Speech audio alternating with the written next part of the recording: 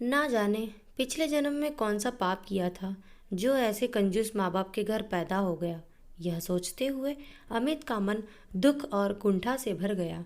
औरों के माँ बाप कैसे हैं जो अपनी औलाद की खुशी के लिए अपना सब कुछ न्यौछावर कर देते हैं, और एक मेरे माँ बाप हैं जो हमेशा मेरी छोटी छोटी ख्वाहिशों का गला घोटते रहते हैं।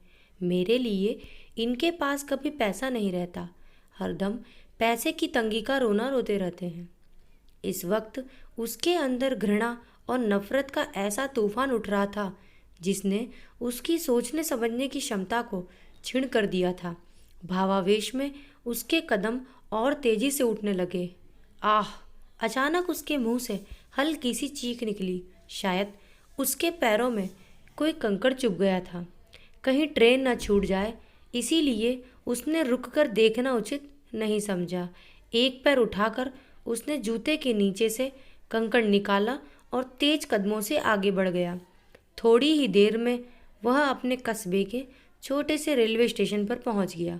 टिकट तो उसे लेना नहीं था, इसीलिए वह सीधा प्लेटफॉर्म पर पहुंच गया। प्लेटफॉर्म पर खड़े होकर उसने मोबाइल निकालकर देखा। सुबह के 5 बज रहे थे। ट्रेन अपने समय से आधे घंटे देरी से चल रही थी। वह पास में मौजूद कुर्सी पर बैठ गया और ट्रेन का इंतजार करने लगा। पैर में अभी भी दर्द का एहसास हो रहा था। अरे, ये तो पापा के जूते हैं।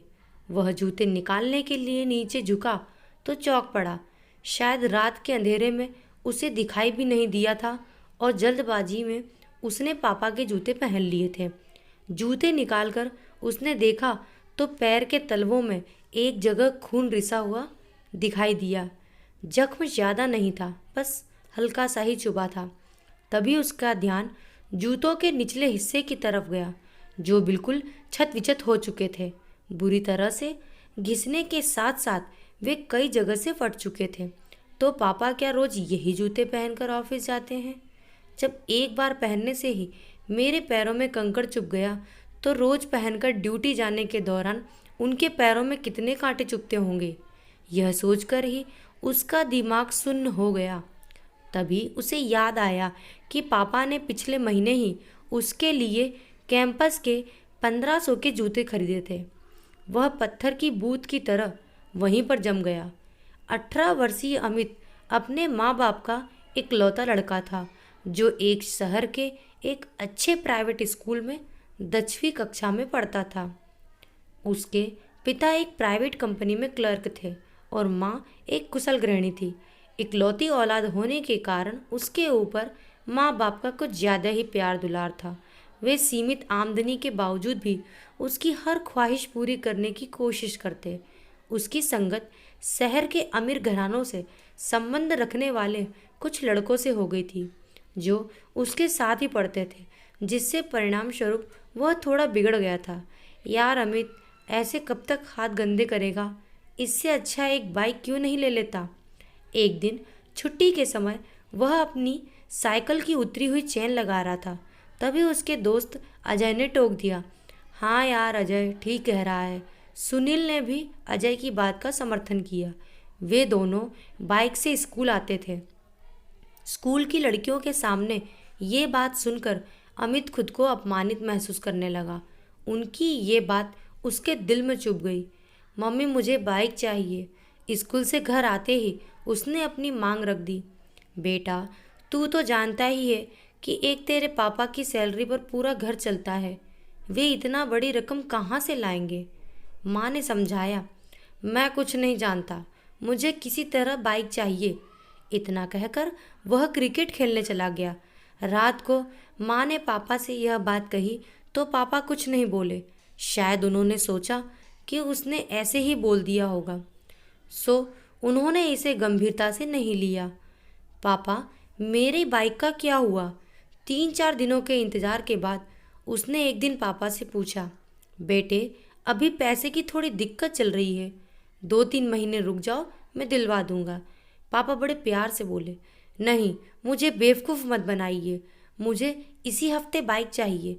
अमित ने ज़रा ऊंची आवाज़ में कहा। अमित, मैं देख रहा हूँ तुम धीरे धीरे जिद्दी होते जा रहे हो।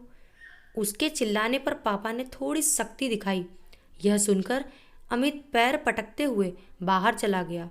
पापा उसे जाते हुए देखते रह गए। इसके बाद 1-2 दिनों तक उसने किसी से ठीक से बात नहीं की। अंदर ही अंदर उसके मन में विद्रोह की भावना पनपने लगी थी। मुझे लगता है कि अब इन लोगों के भरोसे रहने से कुछ नहीं होगा। मैं इन्हें छोड़कर शहर चला जाऊंगा, पैसे कमाऊंगा और अपने पैसे से बाइक खरीद कर दिखा दूंगा कि अब मैं इनके ऊपर निर्भर नहीं हूँ। पता नहीं कहाँ से यह विचार उसके दिमाग में आया था, परंतु इस विचार से उसके दिमाग में अपनी जगह बना ली। एक दिन वह तड़के उठकर बिना किसी को बताए चुपचाप घर से बाहर निकल गया। रास्ते के खर्च के लिए वह पापा का पर्स उठा लाया था। पापा का पर्स चोरी करने के अपराध बोध से उसका मन आत्मग्लीन से भर गया। ट्रेन स्टेशन पर आ चुकी थी, परंतु उसे समझ नहीं आ रहा था कि वह क्या करे और क्या ना करे। कभी वह जूते को देखता तो कभी पर्स को देखता। ट्रेन के जाने के बाद उसने कांपते हाथों से पर्स खोला। पर्स में 10-10 के 3-4 नोट पड़े हुए थे और एक छोटी सी डायरी भी थी। शायद उसमें पैसे के लेन देन का हिसाब लिखा हुआ था। मन बहलाने के लिए वह डायरी निकालकर पढ़ने लगा। शर्मा जी से 30,000 रुपये लिए, कंप्यूटर के लिए ब्याज 5 रुपये प्रति सैकड़ा। 6 महीने पहले ही पापा ने उसके लिए नया कंप्यूटर खरीदा था, तो क्या पापा ने कर्ज लेकर मेरे लिए कंप्यूटर खरीदा? पढ़ते ही उसे झटका लगा। वह तो सोचता था कि पापा कंजूसी से पैसे बचाकर ब्याज पर चलाते हैं, परंतु उन्होंने तो उसके शौक पूरे करने के लिए हजारों रुपए का कर्ज ले लिया था। उसने आगे पढ़ना शुरू किया। वर्मा जी से 50,000 रुपये बाइक के लिए, ब्याज 3 रुपये सैकड़ा। दिन और तारीख बीते कल की ही थी, यानी पापा फिर उसके लिए। उसकी आंखों से आंसुओं की धारा फूट पड़ी। वह तुरंत उठा और तेजी से घर की तरफ दौड़ भागा। बदमाशी में भागता हुआ वह जब घर पहुंचा तो पापा अभी अभी बाथरूम से नहाकर निकले थे। अरे, कितनी दूर टहलने चले गए थे बेटे? चलो जल्दी से तैयार हो जाओ, बाइक एजेंसी चलना है। पापा उसे देखते ही बोले।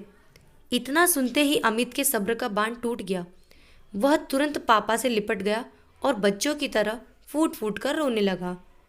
नहीं पापा, मुझे बाइक नहीं चाहिए, वह सुबकते हुए बोला। अरे क्या हुआ, क्यों रो रहे हो? और बाइक क्यों नहीं चाहिए? मैंने लोन की सारी प्रक्रिया पूरी कर ली है। पापा को अभी भी कुछ समझ नहीं आ रहा था कि इसे क्या हुआ है। आप इस लोन को कैंसिल करवा दीजिए, मुझे लोन वाली गाड़ी नहीं चाहिए। अमित संभलते हुए बोला।